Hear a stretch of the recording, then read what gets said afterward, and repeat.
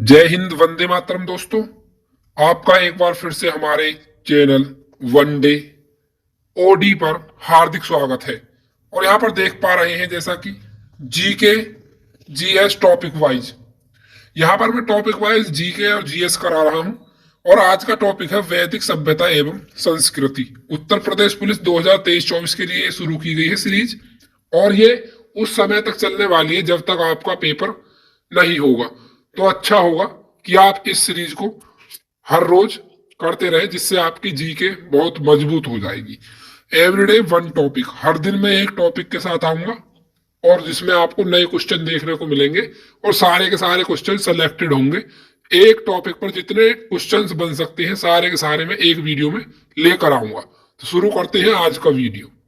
पहला क्वेश्चन है, वैदिक आर्यों का प्रमुख भोजन क्या था? वैदिक आर्यों का प्रमुख भोजन क्या था? तो इसका सही उत्तर है दूध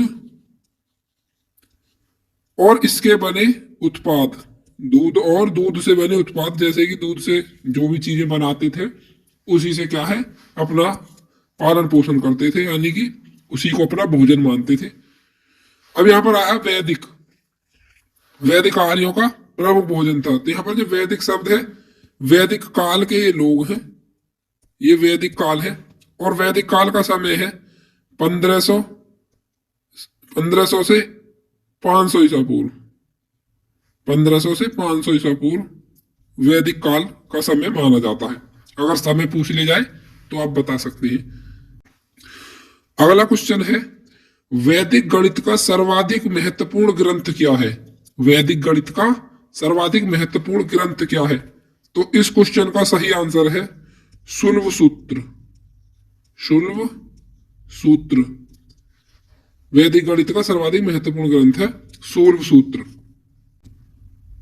अगला क्वेश्चन है, किस वेद में प्राचीन वैदिक युग की सभ्यता के बारे में सूचना दी गई है?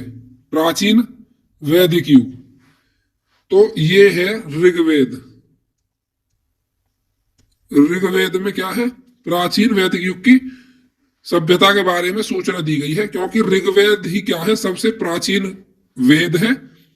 और ऋग्वेद का जो काल है, यानी कि ये जिस काल का है 1500 से 1000 ईसा पूर्व के बीच का क्या है ये ग्रंथ है। और ये सर्वाधिक प्राचीन ग्रंथ है। अगर आपसे पूछा जाए कि सबसे पुराना ग्रंथ कौन सा है, तो आप क्या है ऋग्वेद ही लगाएंगे, क्योंकि ऋग्वेद ही क्या है सबसे पुराना ग्रंथ है। तो तो इस प्रश्न का सही उत्तर है ऋग्वेद। इस वेद में प्राचीन किस वेद में प्राचीन वैदिक युग की सभ्यता के बारे में सूचना दी गई है? तो है ऋग्वेद। अगला क्वेश्चन है, कौन सा अन्न मनुष्य द्वारा सबसे पहले प्रयोग में लाया गया था? कौन सा अन्न मनुष्य द्वारा सबसे पहले प्रयोग में लाया गया था? तो वो है जौ। जौ, और जौ को क्या है यव भी कहते हैं। यव भी आपको मिल सकता है ऑप्शन में और जौ भी मिल सकता है, तो दोनों को याद रखेंगे कि जो सबसे पहले अन्न प्रयोग में लाया गया था मनुष्य द्वारा वो था जौ, और जौ को क्या कहते हैं यव भी हम कहते हैं। अगला क्वेश्चन है, वैदिक लोगों द्वारा किस धातु का प्रयोग सर्वप्रथम किया गया था?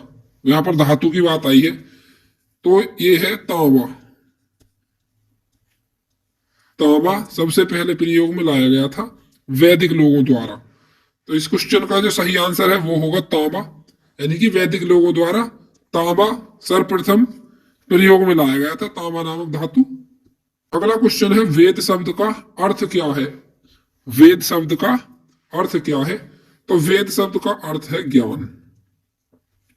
वेद शब्द का अर्थ क्या है? ज्ञान। तो याद रखेंगे कि वेद शब्द का अर्थ ज्ञान है। अगला क्वेश्चन है, आरंभिक वैदिक काल में वर्ण व्यवस्था किस पर आधारित थी? आरंभिक वैदिक काल में वर्ण व्यवस्था किस पर आधारित थी? तो ये थी व्यवसाय पर आधारित। व्यवसाय पर आधारित थी वर्ण व्यवस्था। अगला क्वेश्चन है, प्रसिद्ध गायत्री मंत्र कहां से लिया गया है? प्रसिद्ध गायत्री मंत्र कहां से लिया गया है? तो ये लिया गया है ऋग्वेद से। ऋग्वेद से लिया गया है क्या? प्रसिद्ध गायत्री मंत्र। और गायत्री मंत्र जो ओम भूर भुवः स्वः ये वाला मंत्र है, ये लिया गया है ऋग्वेद से।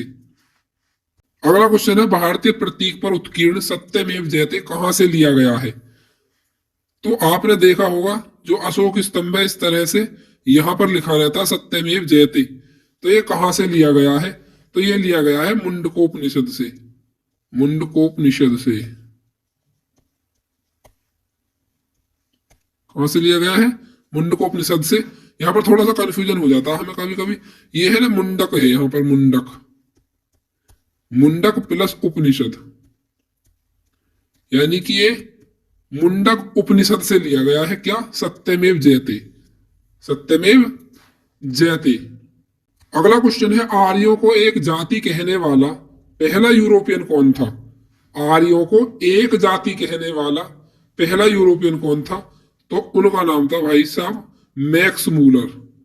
Max Muller.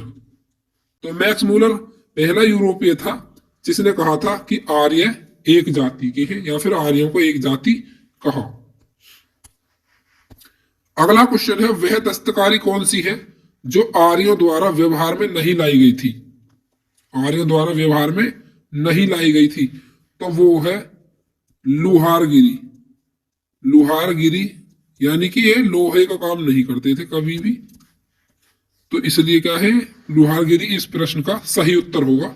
अगला क्वेश्चन है वैदिक युग में राजा अपनी जनता से जो कर वसूल करते थे, वैदिक युग में, वैदिक युग कौन सा है?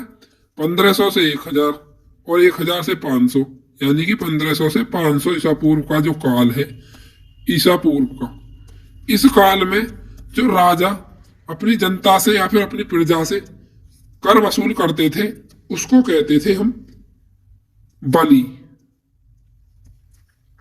उसका नाम है बलि, जो वैदिक युग में राजा अपनी जनता से वसूल करते थे, तो उस कर का नाम है बलि, याद रखेंगे।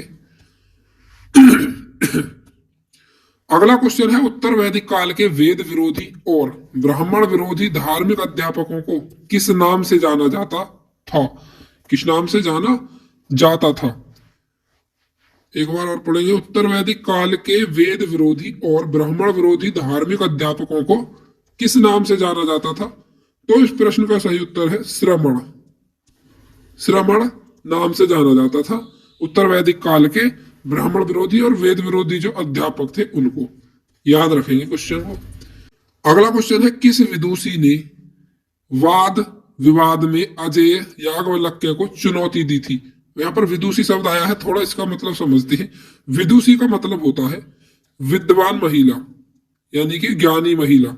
जैसे विद्वान कहते हैं पुरुष के लिए, उसी तरह से विदुषी कहते हैं महिला के लिए। क्या कहते हैं? महिला के लिए कहते हैं जो ज्ञानी महिला होती है। और ये क्या है? किस विदुषी ने वाद विवाद में अजेय याज्ञवल्क्य को चुनौती दी थी? तो वो है गार्गी। गार्गी नाम की महिला है जिन्होंने अजेय याज्ञवल्क्य को चुनौती दी थी वाद विवाद में। याद रखेंगे क्वेश्चन को, पूछ लिए जाते हैं ऐसे क्वेश्चन। अगला क्वेश्चन है भारतीय संगीत का उद्गम किस वेद में खोजा जा सकता है? भारतीय संगीत का उद्गम किस वेद में खोजा जा सकता है? उद्गम का मतलब होता है जहां से चीज शुरू होती है कोई, यानी कि अगर हम बात करें भारतीय संगीत की शुरुआत कहां से हुई है तो आपको किस वेद में मिल सकती है? वो है सामवेद। सामवेद में आपको भारतीय संगीत का उद्गम देखने को मिल सकता है, तो सामवेद इसका सही उत्तर होगा। या फिर आपको ऑप्शन में मिल सकता है सामवेद की संहिता। सामवेद की संहिता, तो ये भी आपका सही उत्तर है। सामवेद की संहिता आपका सही उत्तर होगा। दोनों ही उत्तर सही है। अगर सामवेद मिल जाए तो सामवेद भी सही है, और अगर सामवेद की संहिता मिले तो वो भी सही है। आज का वीडियो हम यहीं पर खत्म करेंगे। आज के वीडियो में इतना ही। अगले वीडियो में हम आएंगे नेक्स्ट टॉपिक लेकर, और नेक्स्ट टॉपिक पर जितने भी क्वेश्चंस बन सकते हैं सारे के सारे अगली वीडियो में कवर कराएंगे।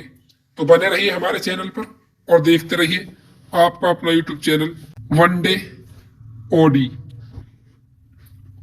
जय हिंद, वंदे मातरम दोस्तों।